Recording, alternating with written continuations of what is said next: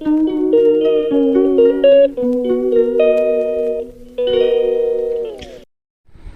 Morning বন্ধুরা, আমি আবার চলে এসেছি তোমাদের কাছে একটা নতুন দিন নিয়ে।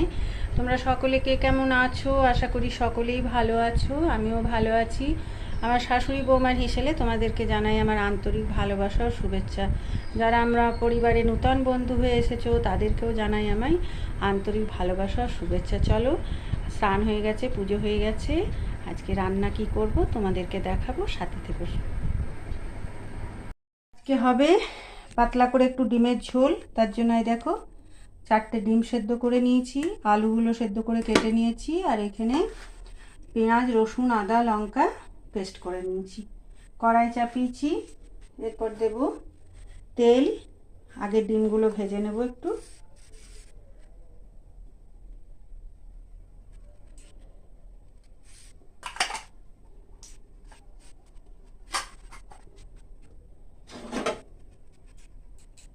ডিমগুলো ভেজে নিই।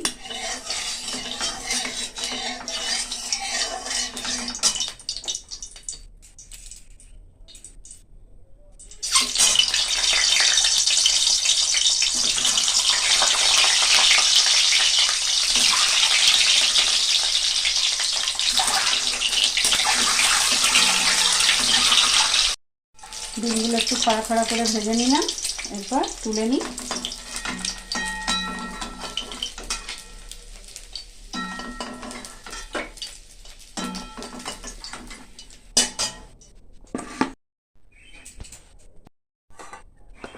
তেল গরম হয়ে গেছে, দেবো একটু 5 ফোড়ন আর একটা শুকনো লঙ্কা।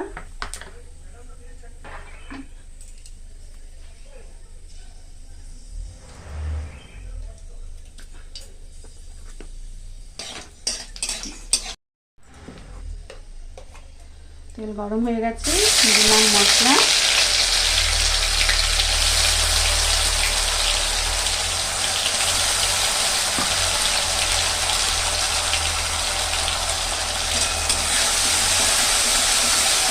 মশলাটা ভালো করে ভাজবো। দেব হলুদ,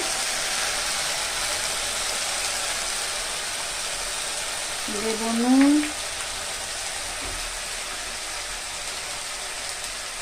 ঝোল করবো তো নুনটা বেশিই লাগবে। ভালো করে কষাবো। দেব জিরের গুঁড়ো,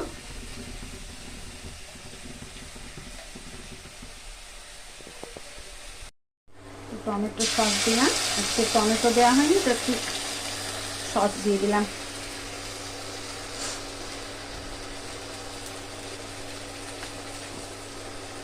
কষাবো আবার ভালো করে। মশলা ভাজা হয়ে গেল, এরপর আলুগুলো দিয়ে দেবো। আলুগুলো সেদ্ধ করে করলে বেশ ভালো হয়।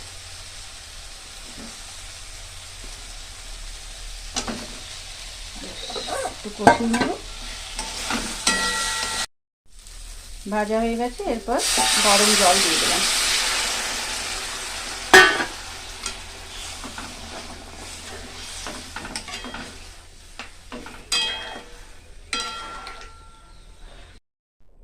ডিমগুলো দিয়ে দিলাম, একটু ফুটে যাক, ভেতরে ঝোলটা ঢুকবে।